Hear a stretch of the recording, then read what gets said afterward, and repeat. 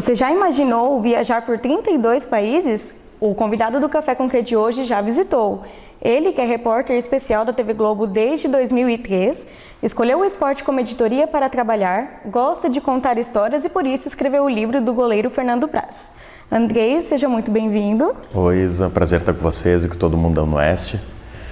Andrei, você disse que o jornalista mostra um pouco do mundo para as pessoas. Como que foi a experiência de conhecer diferentes lugares? Eu acho que o jornalista, ele tem como vocação esse prazer em contar histórias, em apresentar para as pessoas um pouco da realidade que ele enxerga, né, dentro dos lugares que ele visita ou algum assunto, algum tema que ele tenha achado interessante em algum lugar, que ele acha que ele pode contar essa história de outra maneira e que isso vai ser interessante para o público com quem ele conversa. E eu tive o privilégio de poder contar histórias além do meu lugar onde eu vivo, onde eu trabalho.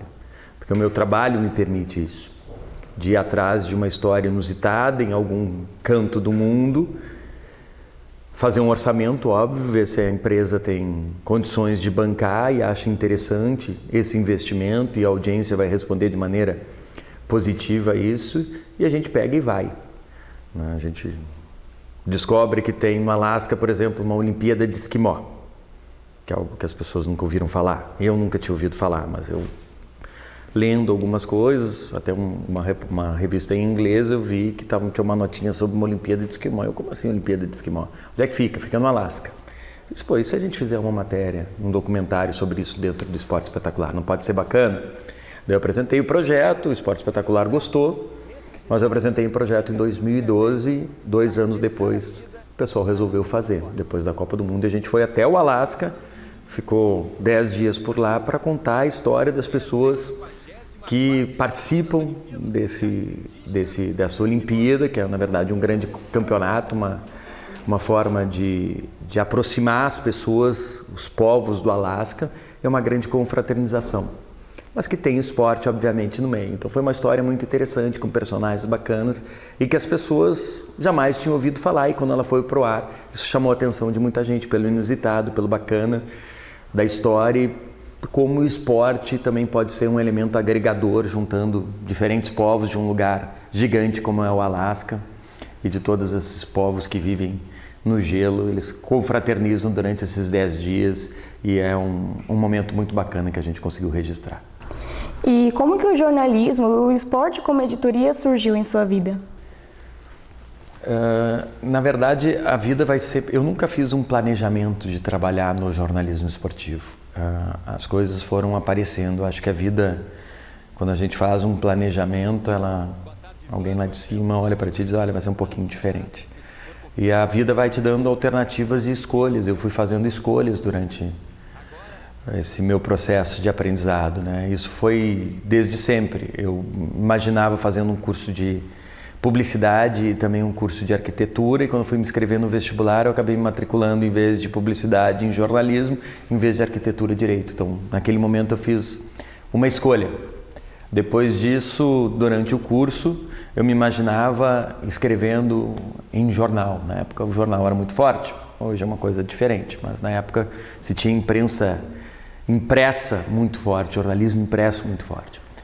E eu imaginava escrevendo. Eu montei o jornal do Centro Acadêmico da Faculdade de Direito, eu trabalhava no Centro Acadêmico na parte de comunicação na área do jornalismo, como podia colaborar, porque eu também fazia uma faculdade de manhã que era jornalismo, trabalhava e estagiava à tarde, à noite fazia direito, então não podia ajudar muito, mas ajudava do meu jeito.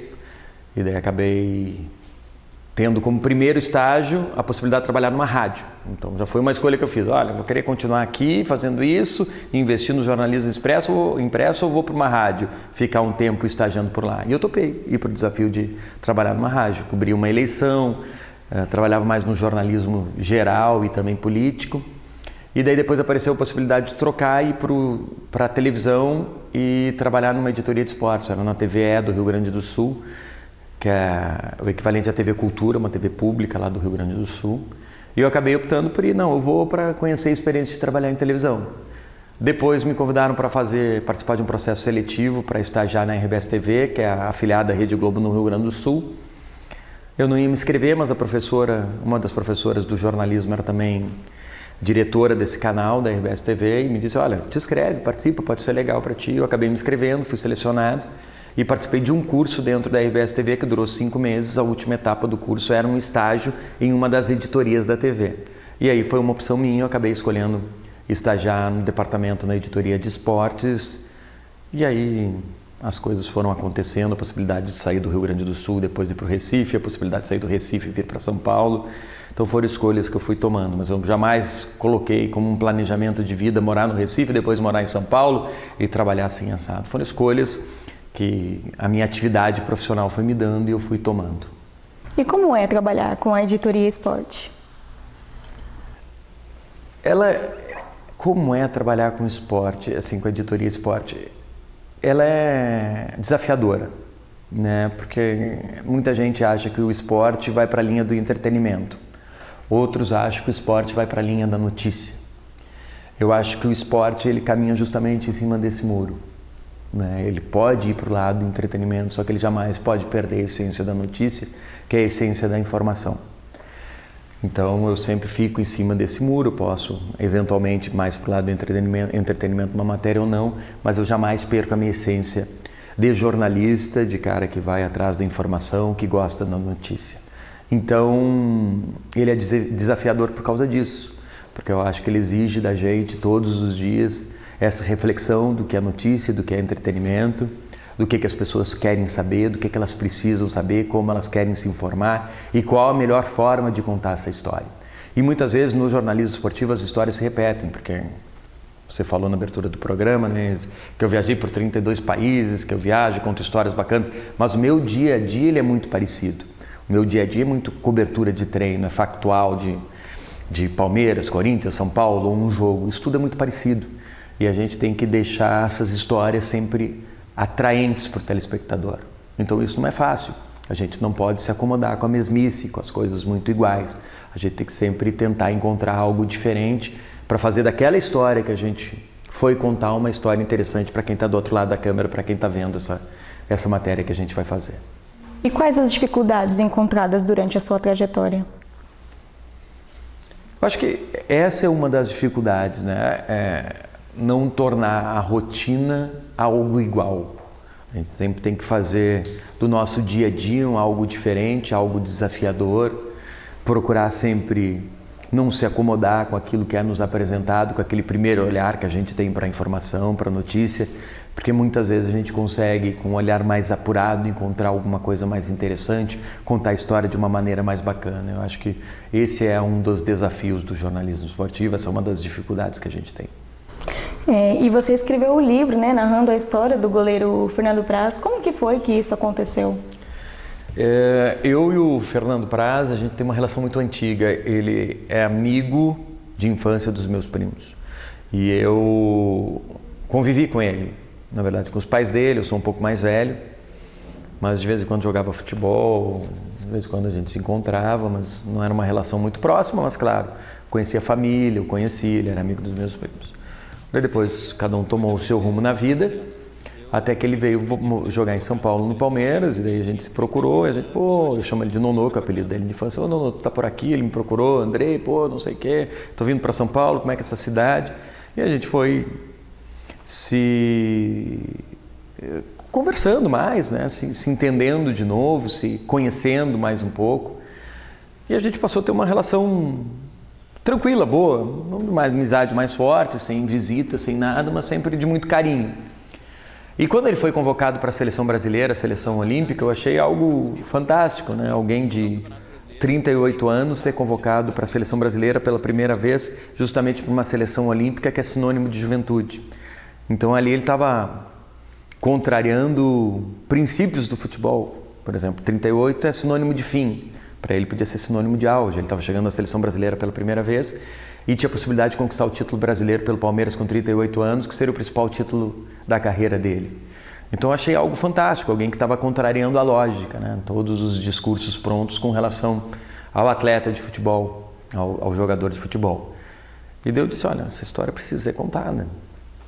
Mas nesse meio tempo, eu cheguei até a falar para ele, tinha pensado um roteiro para o livro, uma história que seria contada em 38 dias da convocação até a medalha de ouro que eu imaginava que o Brasil conseguiria nas Olimpíadas do Rio de Janeiro.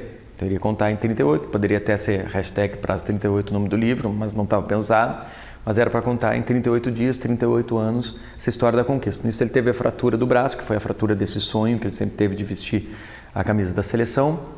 E eu tive que reprogramar o livro, até pensei em não escrever, mas eu acho que a história ganhou um outro contorno, um outro rumo que também passou a ser muito interessante, que é do suor como locomotiva para vencer. Então é um livro que vale para quem gosta de futebol, um livro para quem não se interessa tanto por futebol, porque na verdade é uma história de alguém que sempre suou muito para vencer. E isso vale para a gente que é jornalista, isso vale para um advogado, vale para um médico e vale também para um jogador de futebol, porque eu acho que talento é importante, sorte é fundamental, né? Às vezes a gente está no lugar certo, na hora certa, conversar com a pessoa certa, mas suor é indispensável.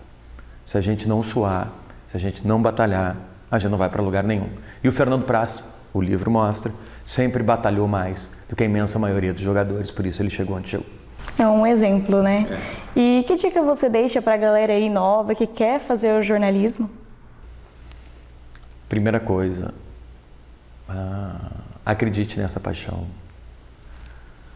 Veja se é realmente o que você quer, se você está disposto a perder final de semana, se você está disposto a perder feriados, se você está disposto a não ter uma rotina, não ter um horário. Se você disser sim para tudo isso, acredite na paixão, vá atrás dela, saiba que o jornalismo está passando por uma transformação gigantesca, mas ele ainda vai precisar de pessoas qualificadas e de pessoas que tenham uma formação adequada para continuar fazendo o que é a essência do jornalista, informar bem as pessoas. A realidade é muito além, né, do que as pessoas pensam, né? É, claro que sim. Claro que sim. E para você, Andrei, café com o quê? Café com pão de queijo, uma boa. E como eu sou da velha escola, eu ainda sou meio jurássico, eu acho que café, um pão de queijo e um bom jornal aberto, ainda com papel impresso na mão. Isso mesmo. Muito obrigada, viu, Andrei, pela sua participação. Foi bem legal, eu que agradeço. A gente encerra o Café com o Quê por aqui e obrigada por você que nos acompanhou. Até a próxima. Tchau.